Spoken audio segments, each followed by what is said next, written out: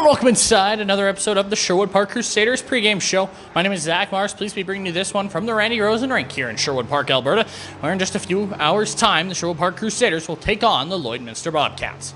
Now, the last time Sherwood Park was in action was Wednesday night with the very same Bobcats in town, a game that Sherwood Park would lose 5-2. Ben Bygrove leading the way for the Bobcats with 2 goals, including the empty netter to put the game away with just under 30 seconds left to play.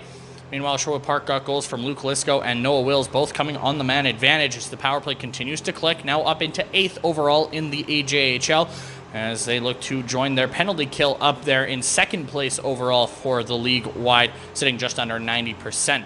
Sherwood Park enters today's matchup in 4th place in the North Division with a record of 22-15-3-1, 1 point back of the Bonnyville Pontiacs after Bonnyville knocked off Spruce Grove in overtime last night to jump them by just a single point. A win combined with any loss by Bonnyville tonight will put Sherwood Park back into 3rd place in the North Division.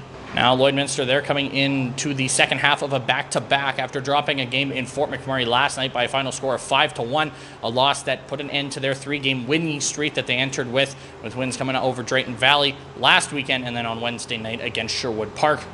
Lloydminster in a battle for playoff positioning, trying to secure what would be the final playoff spot right now in 7th place in the North Division. Now let's head to the pregame interview with head coach Evan McFeeters. Now, he felt his team performed on Wednesday night and what he expects out of Lloydminster on the second half of a back-to-back here tonight. Joined now on the Crusaders pregame show by head coach Evan McFeeters. Evan, a 5-2 loss to the Lloydminster Bobcats last time out. What did you make your team's performance on Wednesday night? It started pretty well in the game.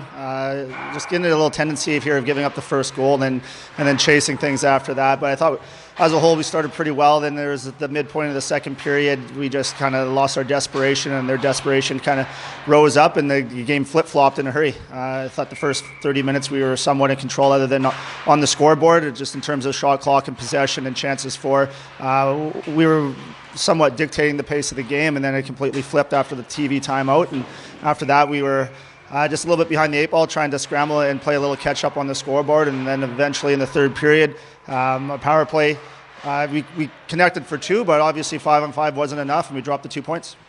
You got the Lloydminster Bobcats in town once again. They're on the second half of a back-to-back. How important are the first 10 minutes or so in this one?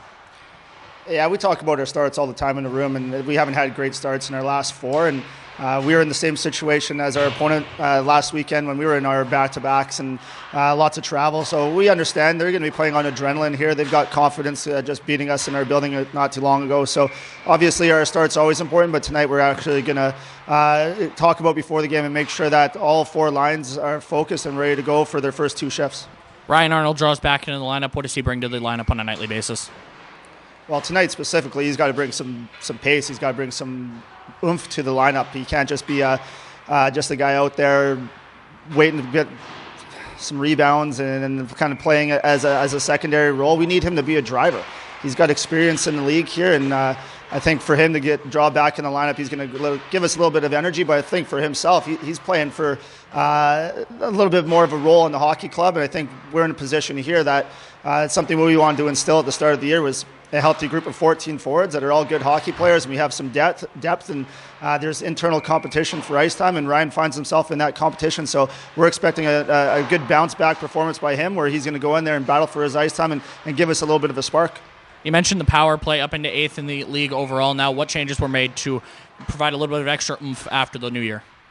Well, our guys are healthy. I mean, we were missing Derek Pies for all of 3 games up until the Christmas break, and then we didn't have Noah Wills in the lineup, and we were obviously missing our net front presence in Logan Hauer. So our plan at the start of the year was kind of crumbled due to injuries and personnel, and we come back from the Christmas break here. We're operating at over 30%. So I don't know if that's going to be sustainable, but that's the goal in the locker room, is to be between 25 and 30% in elite power play here. And so far, so good. Now, for elite power plays is to be elite for a long period of time, we got to do it against teams that on back-to-backs that are going to make adjustments. So obviously, it's giving us a spark here, providing majority of our offense. And for us to be a consistent team and winning back-to-back games here, we need to back up our power play with some more 5-on-5 spark. All right, thanks for this, Coach. Good luck tonight. Thanks, Zach. And that'll do it for another episode of the Sherwood Park Crusaders pregame show. Puck drop is 7 p.m. right here at the Randy Rosen Rink. You can get your tickets at tickets.sherwoodparkcrusaders.ca or at the door when you get here. If you can't catch the action live, you can tune in on Hockey TV, where I will have the call starting at about 6:55 local time. For all of us in the Crusaders organization, we appreciate you tuning in, and we will see you at Puck Drop.